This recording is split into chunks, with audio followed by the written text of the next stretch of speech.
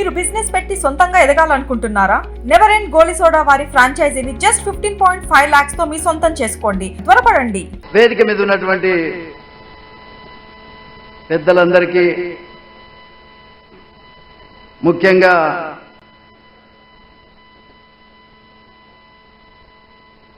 మన నాయకుడు అగ్రవర్ణాల గుండెల్లో నిద్రపోతున్నానని పోతానని చెప్తున్న మల్లన్న గారు చప్పట్లు మెల్లగా సంతాప సభ అనేది మన ఏం పిల్లలే మీరు అంతా యువకులు చేతగాని పొరగాని అందుకు కాబట్టే పెత్తందారులను మన నెత్తి మీద ఎక్కి ఊరేగుతున్నారు. మనమేమో ఎల్లెలకల వాడుతున్నామే మనము.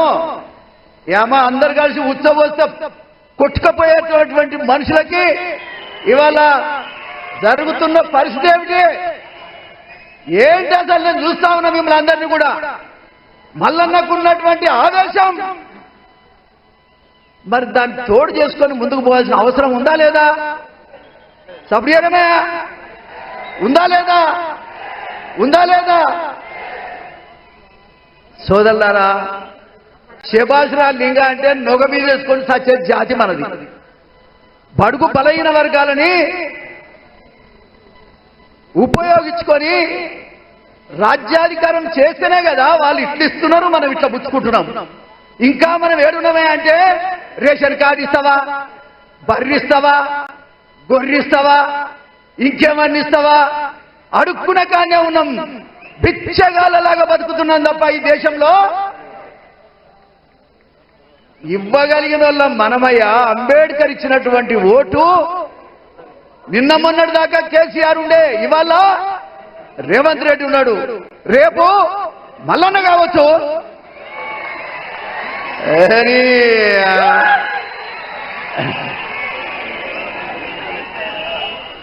ఇప్పుడు మీ డాన్స్ మీద ఆర్డర్ చేయదు, పక్కన రావద్దా. అసలు ఆవేశం అనేది ఉండగలిగితే, సాధిస్తామని అనుకోగలిగితే మన ఓటు మనకు చాలు. కొట్టక్కర్లేదు, తిట్టక్కర్లేదా. ఓటును మార్చుకోగలిగితే, ఓటే కదా ముఖ్యమంత్రులను మార్చింది, ఓటే కదా రాజ్యాధికారం తెచ్చిచ్చేది. ఇవ్వగలిగినటువంటి అధికారం మీద కూర్చున్న నాయకులందరికీ ఇవ్వాల్సినటువంటి అవసరం ఉందా లేదా మీరు ఆలోచించాలి. బడుగు బలహీన వర్గాలు, ఎస్సీలు ఒక్క తాటి మీద కనుక ఉండగలిగితే రాజ్యాధికారం మనదే, ఇచ్చేది మనమే. రేషన్ కార్డు కోసం 70 సంవత్సరాలు పడుతుందా? ఒక పేదవాడికి ఇల్లు కావాలంటే 75 సంవత్సరాలు పడుతుందా? స్వతంత్రం వచ్చి 75 సంవత్సరాలు అయింది. ఈ ఫలాలన్నీ ఒక్కడొక్కడు ఏ విధంగా అనుభవిస్తున్నా చూడండి. రాజకీయ అధికారం రాకుండా, రాజ్యాధికారంలో భాగస్వామ్యం కాకుండా మనం ఏమి సాధించలేము. రేషన్ కార్డు దగ్గరనే ఉంటాము, ఒక ఇల్లు దగ్గరనే ఉంటాము, ఒక బర్రె దగ్గరనే ఉంటాం తప్ప మనం ఇచ్చేటువంటి అవకాశం రాదు అని మరొకసారి సందర్భంగా నేను తెలియజేస్తా ఉన్నా. సోదరులా, నేను 27వ ఏటో ఎమ్మెల్యే అయినా, 27వ ఏటో ఎమ్మెల్యే అయి మన మల్లన్నకు కూడా నేనే ఎమ్మెల్యేను. ముఖ్యంగా ఇవాళ గమనించాలి, 40 సంవత్సరాల రాజకీయ జీవితంలో అలుపెరగని పోరాటం చేస్తా ఉన్నా. ఎవరికి తల వంచకుండా 6 సార్లు గెలవగలిగాను. ఒకసారి అయితే ఇండిపెండెంట్ గా కూడా గెలిచాను. మన మల్లన్నే ఆ రోజులలో యువకుడిగా నాకెంతో పనిచేసిరని సందర్భంగా నేను తెలియజేస్తా ఉన్నా. నాకు ఇవాళ 70 సంవత్సరాలు వచ్చినాయి. మా ఆరు కృష్ణయ్య, నేను స్టూడెంట్ విద్యార్థిగా ఉన్నప్పటి నుంచి మేము పోరాటం చేస్తున్నాం. సోదరులు, ఒక విషయాన్ని గమనించాలి. నా 40 సంవత్సరాల రాజకీయ జీవితంలో ఎందుకయ్యా నరసింహులు నువ్వు అందరితో పంచాయతీ పెట్టుకుంటావు అంటున్నాను. నాకేం పంచాయతీ? నేను లంచాలు తీసుకుంటాను కాదు, పైరవీలు చేసేటోని కాదు, ఎవరికి దగ్గర పోయి తల వంచటోని కాదు. పేద ప్రజలకు అన్యాయం జరిగితే ఇది అన్యాయం అని చెప్పేటోడు తప్ప మరొకటి కాదని సందర్భంగా నేను తెలియజేస్తా ఉన్నా. ఇవాళ ఇంతకాలానికి అన్నీ ఉండొద్దా?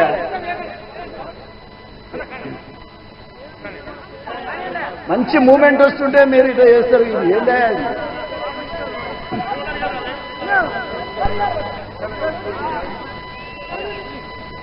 సోదరులారా, ఓ తమ్ముళ్ళు ఒక్క నిమిషం ఆగురి. ఇది ఓట్ల దగ్గర చూపిస్తున్న మీరు ఇవన్నీ ప్రతాపాలన్నీ కూడా. సోదరులారా, ఏది ఏమైనా ఒక్క విషయాన్ని సందర్భంగా నేను తెలియజేస్తా ఉన్నా. అంబేద్కర్ ఇచ్చినటువంటి అవకాశం వాడుకోవాలి, అది ఓటు హక్కు అని కూడా ఈ సందర్భంగా నేను తెలియజేస్తా ఉన్నా. ఎవడప్ప సమ్మయ్య ఇవాళ ఒక్క ఇంట్లో తమ్ముళ్ళు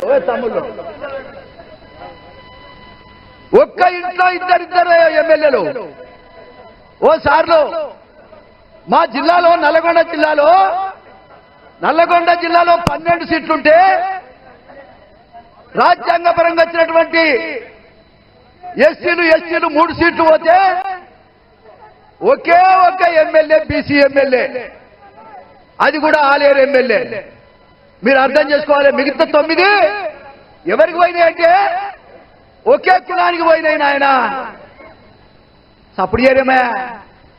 ఒక్క కులానికే వీళ్ళు సేవ చేసేవాళ్ళ, ఏమన్నా ఉద్ధరించేటోళ్ళ, ఇంట్లోకి రానియనోళ్ళు, పని చేయించుకొని కనీసం కూలి కూడా సక్రమంగా ఇయ్యనోళ్ళు వీళ్ళు ప్రజల గురించి మాట్లాడుతా ఉన్నారు. అదే ఇవాళ బడుగు బలహీన వర్గాలకు బీసీలకు ఒక్క సీటా 12 సీట్ల మీ అబ్బా జాగిరని మొత్తంగా మీరే పోటీ చేస్తారా? మీ అబ్బా జాగిరా అని నేను అడుగుతున్నా.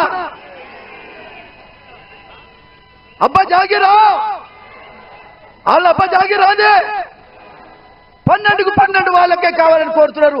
ఈ రిజర్వేషన్ లేకపోతే ఎస్సీలు అన్యాయం పోటీ చేస్తారు. మీరు అర్థం చేసుకోవాలి. పౌరుషమున్న తమ్ముళ్ళ కన్నలకు మనకు రాజకీయ పార్టీలు కాదు, మన జాతి ముఖ్యమైనది ఆలోచించాలని సందర్భంగా తెలియజేస్తా ఉన్నా. అరే బాబు, 119 ఎమ్మెల్యేలుంటే 43 మంది ఒకే కులము, అది రెడ్ల కులం. 43 140 అంటే 50% మీరే తీసుకున్నారు. ఎవరికి ఇస్తారా బీసీలకు? ఏ కులానికి మీరు ఇవ్వగలుగుతారు? రాజ్యాధికారం మీ చేతుల్లోనే ఉంటుంది, ఎమ్మెల్యేలు మీ చేతుల్లోనే ఉంటారు, ఎంపీలు మీ చేతుల్లో ఉంటారు. 80 లక్షల ఉన్నటువంటి మాదిగలకి ఒక్క సీటు కూడా పార్లమెంట్ ఇవ్వనటువంటి ఘనత కూడా ఈ రాష్ట్రంలో ఉందని సందర్భంగా నేను తెలియజేస్తా ఉన్నా. ఇది అన్యాయం కాదా అని నేను సందర్భంగా నేను తెలియజేస్తా ఉన్నా. ఇవాళ బడుగు బలహీన వర్గాలు, దళిత వర్గాలు మొత్తంగా ఏకం కావాల్సినటువంటి అవసరం ఉంది. రాజ్యాధికారంలో భాగస్వామ్యం కొట్టాడి తీసుకోవాల్సిన అవసరం ఉందని సందర్భంగా తెలియజేస్తా ఉన్నా. సోదరుగా, ఏది ఏమైనా ఈ వేదిక మీద ఉన్న చాలా మంది పెద్దలు మాట్లాడేది ఉన్నది, చాలా ఆవేశం ఉన్నది, చాలా బాధ ఉన్నది. మార్పును చూడాలని నేను కోరుకుంటున్నా. మార్పు రావాలి అని చెప్తున్నా ఈ సందర్భం. మార్పు రావాలి. మీరందరూ కూడా ఒక మాట చెప్పాలి. ఓట్లు మనయే, సీట్లు మీద మన చిరంజీవులు గారు చెప్పారు, గట్టిగా చెప్పాలి. ఓట్లు మనయే, చేతులు ఏమైనా అయినా ఆ చెట్ల చేతులకు ఏమైనా అయినా? ఎవడన్నా పటేల్ వాడు చెప్తే ఇట్లా లేపుతారు. ఓట్లు మనయే. ఉదయించే సూర్యుడు ఎవరు? మల్లన్న. ఉదయించే సూర్యుడు, అరే నీ దుంపల దగ్గర లేబడి గట్టిగా లేబడే. ఉదయించే సూర్యుడు రాబోయే కాలం బీసీల కాలం, ఎస్సీల కాలం, ఎస్టీల కాలం, రాబోయే కాలం.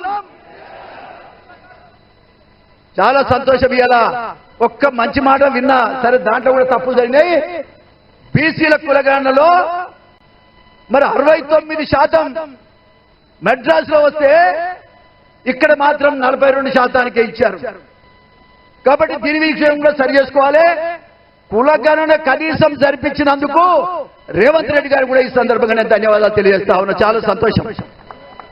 ఆ కులగణన విషయంలో తప్పులు జరిగినాయి బీసీ నాయకులంతా చెప్తున్నారు కాబట్టి దాన్ని సరి చేయాల్సిన అవసరం ఉంది. అదే కదా ఎస్సీ వర్గీకరణ విషయంలో కూడా ఈ అసెంబ్లీలోనే బిల్లు పెట్టి పాస్ చేస్తామంటున్నారు. దానికి కూడా ముఖ్యమంత్రి గారికి మేము ధన్యవాదాలు తెలియజేస్తా ఉన్నాం. కానీ ఒక్క మాట ఈ సందర్భంగా తెలియజేస్తా ఉన్నా, రాబోయే కాలంలో ఎస్సీ ఎస్టీ బీసీలు ఎవరు అన్యాయం చేసినా ఊరుకునేది లేదు. ఒక సందర్భంలో నాకు టికెట్ రాకపోతే నా ఆలేరు ప్రజలు ఇండిపెండెంట్ గా కూడా గెలిపించారు 89లో. మీరు అర్థం చేసుకోవాలి. ఇవాళ ఇక్కడ ఉన్నటువంటి బీసీ నాయకులు అందరినీ కూడా రాబోయే కాలంలో మనం ఎమ్మెల్యేలుగా చూడాలి, ఎంపీలుగా చూడాలి. అది కాదే 134 కులాలు ఉన్న వాళ్ళకేమో ఓ సార్లు 134 కులాలు మా బీసీలు, వాళ్ళకేమో 19 మంది ఎమ్మెల్యేలా. అరే సిగ్గనిపిస్తుందా మీకు? సిగ్గనిపిస్తలే అని అడుగుతున్నా. పరిపాలన చేసేవాళ్ళు అన్ని చూసుకోవాలి. సామాజిక న్యాయం చేయనోడు పరిపాలనకు అర్హుడు కాదు, న్యాయం చేయనోడు అర్హుడు కాదు పరిపాలనకి. ఇది అర్థం చేసుకోవాల్సిన అవసరం ఉందని ఈ సందర్భంగా నేను తెలియజేస్తూ, చాలా ఆలస్యం అయింది. రాబోయే కాలంలో నేను మల్లన్నకు ఒకటే చెప్తున్నా, అడుగు ముందుకేసినావు, వెనక్కి తీయాల్సిన అవసరం లేదు. ఈ జనమంతా నీ జనమే. ఎస్సీ ఎస్టీ బడుగు బలహీన వర్గం అంతా ఏకం కావాలి. రాజ్యాధికారంలో భాగస్వామ్యం సంపాదించాల్సినటువంటి అవసరం ఉంది, పరిపాలన చేయాల్సిన అవసరం ఉందని సందర్భంగా తెలియజేస్తూ, ఆర్ కృష్ణయ్య గారు ఎంపీగా ఉన్నారు. అయ్యా నాయన, నువ్వు ఇప్పుడు కేంద్ర ప్రభుత్వంలో ఉన్న ఎంపీవి కదా, కనీసం బీసీలకు ఒక శాఖ, బీసీ శాఖ కూడా ఉండేటట్టుగా మీరు ప్రధానమంత్రి గారిని కలిసి మరి సాధించవలసిందిగా ఈ సందర్భంగా తెలియజేస్తున్నా. కృష్ణయ్య గారు కూడా అలుపెరగని పోరాటం, బీసీ పోరాటం, ముఖ్యంగా విద్యా ఉద్యోగాల్లో కోసం ఎన్నో రోజులుగా ప్రయత్నం చేస్తా ఉన్నాడు. అదేవిధంగా మందకృష్ణ మాదిగ నాయకత్వంలో జరుగుతున్నటువంటి ఈనాడు 1,00,000 డప్పులు 1000 గొంతుల నినాదం ఈ రాష్ట్రంలో మారుమోగుతా ఉన్నది. దయచేసి మీరు అందరూ కూడా 7వ తారీఖు నాడు మీ సపోర్ట్, మీ సహకారం ఉండాలి. అందరు రావాలి. అందరం కలిస్తేనే పోరాటం ఇంకా ముందుకు సాగుతుంది.